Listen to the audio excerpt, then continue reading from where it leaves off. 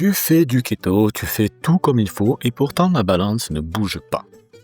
Et si le problème n'était pas le keto, mais quelques pièges invisibles que presque tout le monde fait? Salut à toi et bienvenue dans le podcast Keto Autrement. Ici on parle de keto, de jeûne intermittent, de liberté alimentaire et de transformation durable. Surtout si tu es une femme de plus de 40 ans qui en a marre des régimes à la con.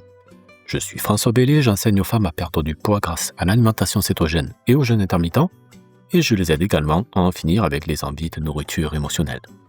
Chaque mercredi, je te partage des conseils concrets, des idées simples, parfois des coups de gueule et surtout beaucoup de motivation pour que tu reprennes le pouvoir sur ton corps, ton énergie et ta vie.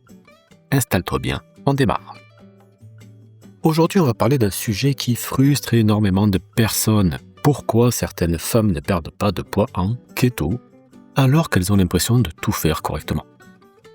Peut-être que tu m'écoutes en te disant « je mange keto depuis 3 semaines, un mois, parfois même 3 mois, et la balance ne bouge presque pas. » Ou pire, tu as perdu un peu au début, puis plus rien. Plateau, silence radio. La balance te regarde avec ce petit sourire moqueur comme pour dire « non ».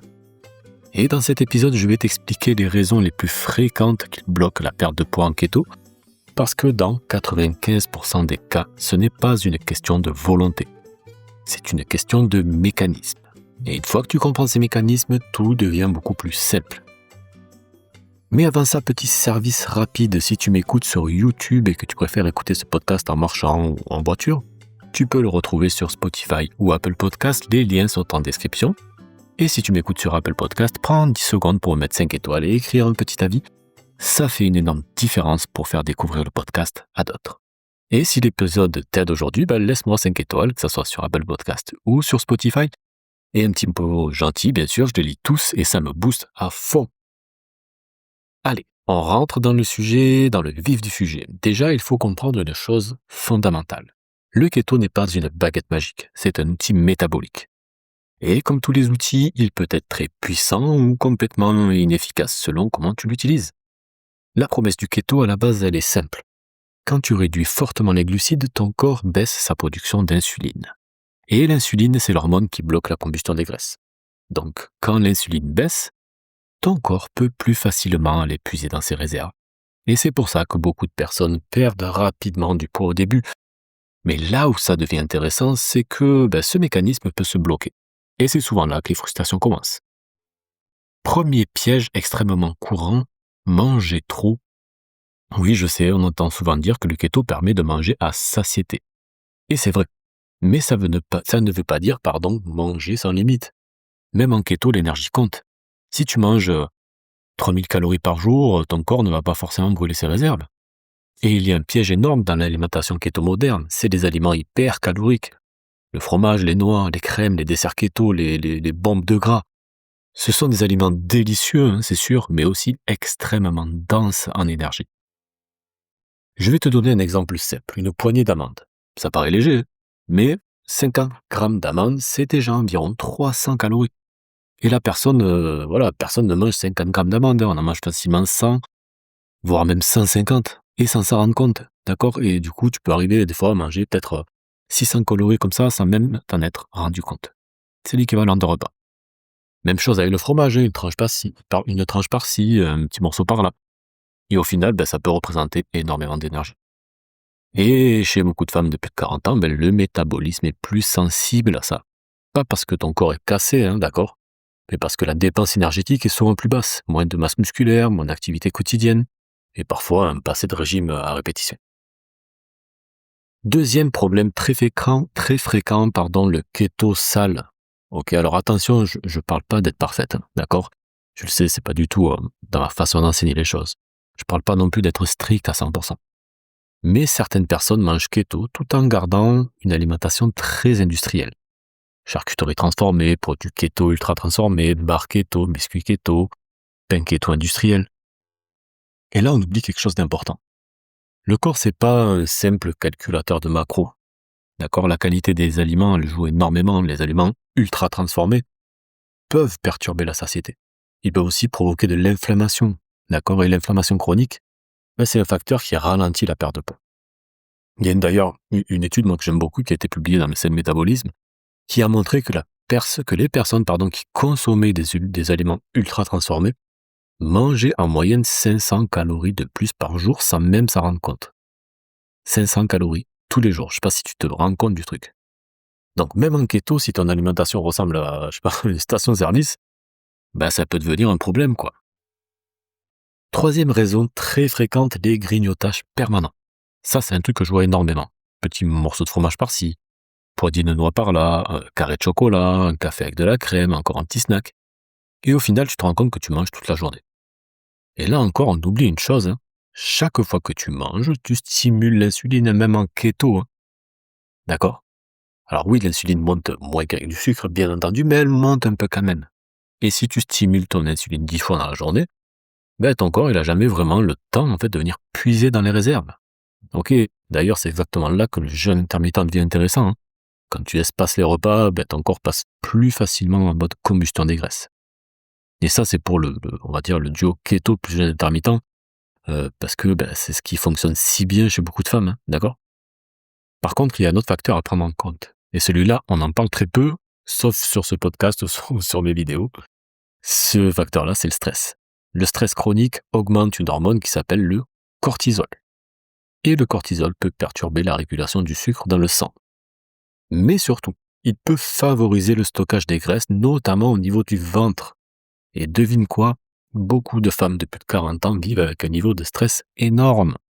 Travail, famille, la charge mentale, le manque de sommeil. Et d'ailleurs, le manque de sommeil, c'est lui aussi un facteur majeur. Hein. Dormir moins de 6 heures par nuit augmente la faim et diminue la capacité du corps à utiliser tes graisses. D'accord ? Il y a des études qui ont prouvé, qui ont démontré que les personnes privées de sommeil perdaient jusqu'à 55% de graisse en moins pendant un régime, même en mangeant exactement la même chose que d'autres, qui dorment bien. Donc 55% de moins, c'est énorme. D'accord ? Donc si tu fais tout bien côté alimentation, mais que tu dors mal, ton corps peut résister. Et puis, il y a aussi un autre sujet délicat, mais qu'il faut que j'aborde, c'est les attentes irréalistes. Pourquoi ? Internet adore les transformations rapides. Hein. On voit des titres comme « J'ai perdu 12 kilos en 4 semaines, 10 kilos en un mois, résultat incroyable ». Mais la réalité physiologique est parfois différente, d'accord ? Surtout chez une femme de plus de 40 ans. Le corps est plus prudent, il protège ses réserves. Et parfois, la perte de poids commence par autre chose. D'abord moins d'inflammation, d'abord moins de fringales, d'abord plus d'énergie, d'ailleurs, d'abord un meilleur sommeil, ok ? Des vêtements plus confortables, la balance, c'est qu'un indicateur parmi d'autres, d'accord ? Et souvent, elle est en retard, ok ? Mais il y a aussi une autre raison très importante pour laquelle certaines personnes ne perdent pas de poids. Et celle-là, elle surprend souvent les gens à qui je le dis, mais c'est tout simplement que ces personnes mangent trop de gras. Alors je sais, ça peut paraître paradoxal, hein, d'accord, parce que le keto est souvent présenté comme un régime riche en graisse, mais le but du keto, ce n'est pas de manger du gras, c'est de brûler du gras. Si tu donnes au corps énormément de graisse alimentaire, il va d'abord utiliser celle-ci, hein, c'est clair, hein, pas celles qui sont stockées sur ton ventre. C'est un peu comme si tu avais un frigo plein et que tu voulais vider ton congélateur. Tant que tu manges le contenu du frigo, le congélateur, lui, il bouge pas. Hein. C'est pour ça que chez certaines personnes, réduire légèrement les graisses alimentaires peut relancer la perte de poids. On ne parle pas de supprimer le gras, d'accord ? Mais en laissant le corps aller chercher dans ses réserves de graisse, on peut booster les choses tout simplement. Et pour ça, des fois, il faut simplement, réduire un petit peu la quantité de gras. Ok ? Maintenant, j'aimerais te parler, entre guillemets, du vrai secret. Le vrai secret de la perte de poids durable. D'accord ? Parce que la perte de poids durable, ce n'est pas seulement une question d'aliments. Hein. C'est une question de système. Ok ? C'est ton alimentation, c'est ton sommeil, ton stress, la fréquence des repas, ton rapport émotionnel à la nourriture. Tout ça fonctionne ensemble. Et quand tout s'aligne, les résultats arrivent. Pas forcément en 2 semaines, mais ils arrivent et surtout, beaucoup plus important, ils durent sur la longueur. Parce que la vraie victoire, c'est pas de perdre 10 kilos en 3 mois. La vraie victoire, c'est de ne jamais les reprendre. Alors si aujourd'hui tu fais du keto, que tu as l'impression de stagner, pose-toi ces questions simples. Est-ce que je grignote toute la journée ? Est-ce que je mange beaucoup d'aliments ultra transformés ? Est-ce que je mange beaucoup de fromage ou de noix ?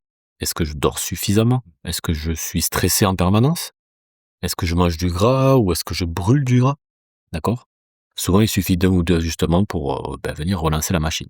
Pas besoin de tout changer. Juste venir corriger les bons leviers et surtout rester patiente. Parce que ton corps, il n'est pas ton ennemi. Lui, il essaie simplement de te protéger. D'accord? Et quand tu comprends comment il fonctionne, il devient ton allié. Tout simplement. Si tu veux aller plus loin sur tout ça, je t'invite à regarder en description de ce podcast, tu as le lien vers le pack Keto Autrement dans lequel tu retrouveras mon guide du débutant keto et je t'invite aussi à le télécharger parce que dedans tu retrouveras 7 jours de menu VG, keto VG et keto classique que tu pourras utiliser pour t'aider. Et puis si cet épisode t'a aidé, partage-le à une amie qui galère avec le keto. Moi je te dis à très vite.